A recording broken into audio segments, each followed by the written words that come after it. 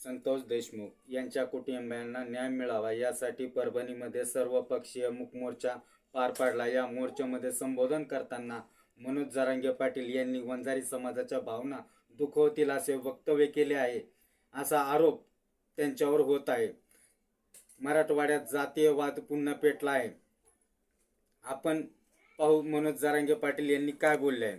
मनोज जरांगे पाटील बोलले आहे की जर आपल्या समाजाच्या लोकांना त्रास झाला तर घरात घुसून मारायचं, अन्याय झाला त्यांना घरात घुसून बाहेर काढायचं। धनंजय मुंडे थोडासाही या प्रकरणात सापडू द्या, त्याला राज्यात फिरू देत नाही, असा तिखट शब्दात धनंजय मुंडे यांच्या विरोधात जातीय वक्तव्य केले आहे। जरांगे पाटील यांच्या या वक्तव्यामुळे ओबीसी समाजात चांगलाच आक्रमक झाला आहे। ओबीसी समाजातील नेत्यांनी मनोज जरांगे पाटील यांच्या विरोधात महाराष्ट्रामध्ये डझनभर गुन्हे दाखल केले आहेत। तसंच परळी व बीडमध्ये ओबीसी समाजाचे मोर्चे जोर धरून आहेत। चिथणीखोर वक्तव्य करणाऱ्या मनोज जरांगे पाटलांना मुख्यमंत्र्यांनी त्वरित अटक करावी, नाहीतर जातीय तेढ निर्माण होईल, अशी मागणीचा जोर लावून लक्ष्मण हाके यांनी केला आहे। वंजारी समाजाला टार्गेट केलं तर मोर्चाला प्रत्युत्तर देऊ, असा इशारा ओबीसी नेते बाळासाहेब सानप यांनी दिला आहे।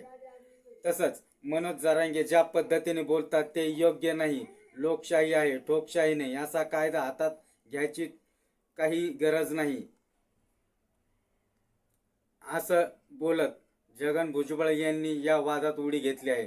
तर थोडक्यात सरपंच संतोष देशमुख यांच्या हत्या प्रकरणातील आरोपीचा उलगडा व मुख्य सूत्रधार सापडण्याच्या आधीच मनोज जरांगे पाटील यांच्या वक्तव्यामुळे जातीय वळण आले आहे। तर मनोज जरांगे पाटील हे सर्व होत असताना मनोज जरांगे पाटील यांनी परत एक त्यांचं स्वतःचं एक स्पष्टीकरण दिले आहे। तुम्ही इतक्या क्रूरपणे खून केला, त्यावर बोलायचे नाही का? आम्ही कोणता जातीवाद केला दाखवा बरं। आजपर्यंत या समाजातील एकही जातीवाद मी केलेला नाही, एकाही जातीला मी दुखवलेलं नाही। नेते सोडून, नेते आमचे असू या तुमचे असू, ते कुणाचेच नसतात, त्यांना बोलायचं नाही का? त्यांना अशीच मस्ती करून द्यायची का? धनंजय देशमुख यांचाही खून व्हावा असा तुमचा प्लॅन आहे का? अशा शब्दात मनोज जरांगे पाटील यांनी आपली बाजू मांडलेली आहे। संतोष देशमुख हत्या प्रकरणात वंजारी समाजाला टार्गेट केले जात आहे का, असं तुम्हाला वाटत असेल तर तुमचे मत व तुमची प्रतिक्रिया आम्हाला कमेंट बॉक्समध्ये सांगा। आणि तुम्हाला व्हिडिओ हा आवडला असेल तर जास्तीत जास्त लोकांपर्यंत शेअर करा आणि कमेंट करा आणि सबस्क्राईब करायला विसरू नका। धन्यवाद।